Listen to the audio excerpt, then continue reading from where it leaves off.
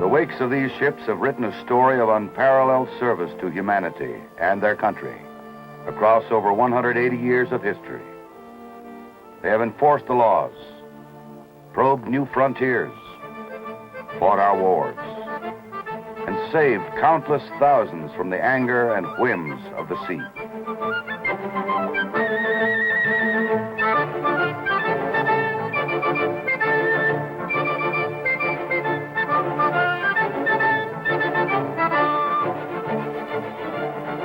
Each vessel has passed its virtues on to its successor.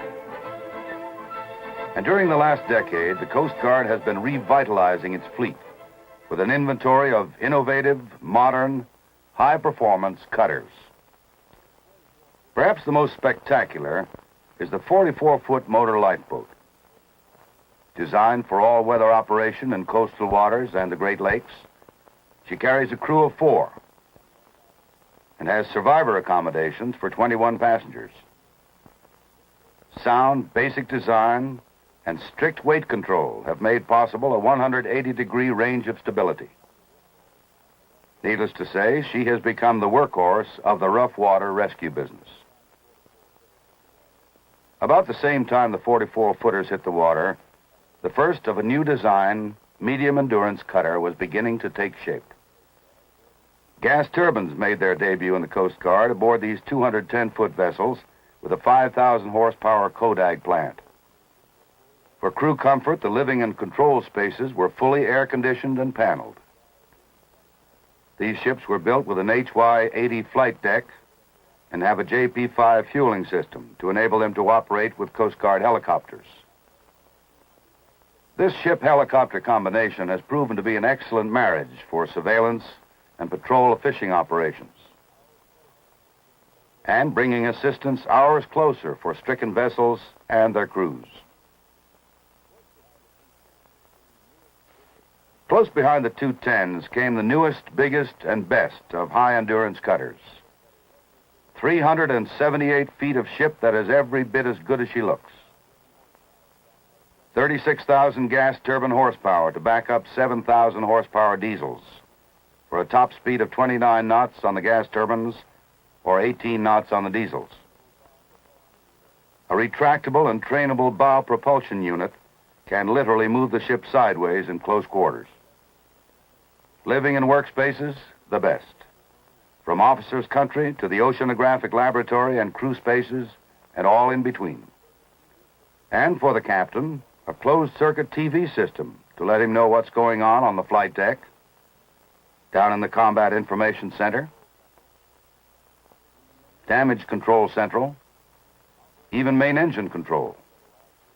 Operating everywhere from the Gulf of Alaska to the Gulf of Tonkin, these ships have served as ocean-going weather stations, oceanographic platforms, men of war off Vietnam, and enforcers of international fishing treaties.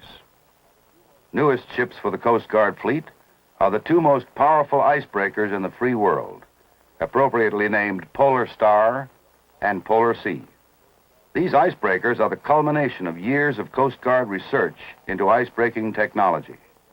The hull form is a derivative of the basic work done by Captain Roderick White, for which he later received the American Society of Naval Engineers Gold Medal Award. Testing of hull forms was done with wax in England and in ice here at home. Result, the finest piece of ice-breaking machinery in the world. To ease the rigors of long, arduous voyages, the highest standards of habitability are incorporated in the design of these ships. The machinery plant is one of the most sophisticated propulsion systems in use today.